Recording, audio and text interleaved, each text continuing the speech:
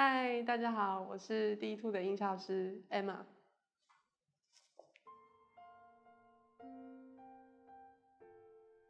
那这部分音效设计上，主要会考虑的就是游戏的整体氛围，还有3个游戏最重要的要素，就是雨水、白花还有钢琴。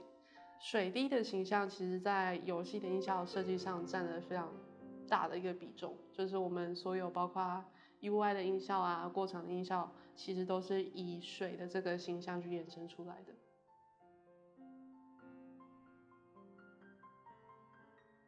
音效设计分为很多层面，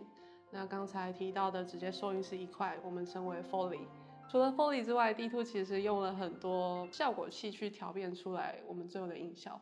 我们用了很多，比如说像是鲸鱼，然后水滴，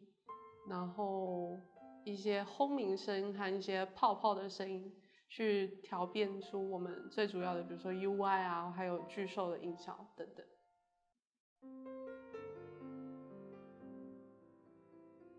声音创作，我觉得最重要的就是如何在和音乐的搭配上，然后精准的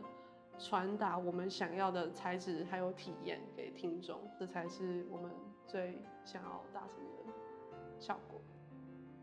那这边有个小细节可以分享的，就是如果玩家听得非常仔细的话，可以在不同的区块，就是比如说你介于出口还有室内空间这个区块移动的话，你会发现，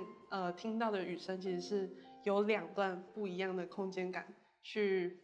互相结合而成的。比如说你比较靠近外头，外头的雨声就会比较明显；比较靠近里面，里面的声音就比较明显。这样其实有做这个效果，就是玩家们如果有兴趣可以去就是听听看这个变化。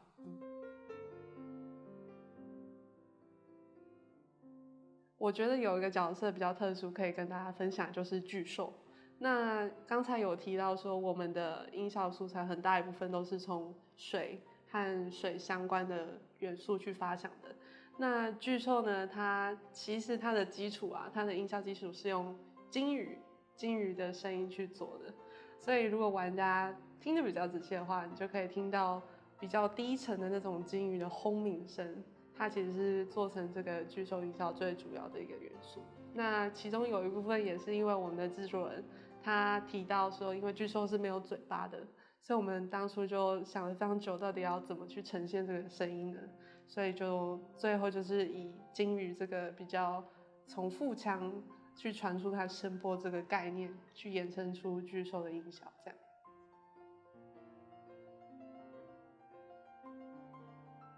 这部分呢，因为音效设计有很大一部分的比重是在控制画面的重量感。你同一个画面，你配上不同的音效，那可能它后面呈现出来的氛围就不太一样。所以呢，比如说在地图里面可以看到异乡人，异乡人就是那个穿着装甲装的那2位嘛。那特别在异乡人的音效设计上，我们就会加重比较说他的脚步声。可能会加一点橡胶的扭曲感，然后再加入一些它的装备的那种很厚重的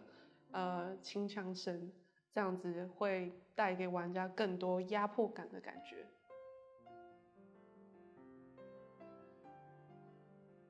我觉得制作上比较有挑战的就是，同时你身为制作团队还有创作者之间的平衡。就是同时要兼顾比较设计层面的发想，那另外一部分也要赶在很紧凑的时程上面，然后提交出完整的作品这样子。那第2点呢，就是如何精准的利用声音去传达我们想要的效果给玩家。比如说霍尔的移动城堡，你听到那个很厚重的金属的摩擦声，你就知道哦，霍尔的城堡来了。那我们要怎么用这种声音的特殊性去传达出现在这个画面的氛围是什么，或者是这个角色的特性是什么？我觉得这是创作中遇到比较困难的地方。其实除了音乐音效创作之外啊，我们整个开发团队其实在这几年来都是呕心沥血的想要去把这个故事说好。所以呢，希望有机会的话，可以把这个感动人心的作品完整的传达给各位玩家。所以有机会的话，也希望大家就去再来玩玩看。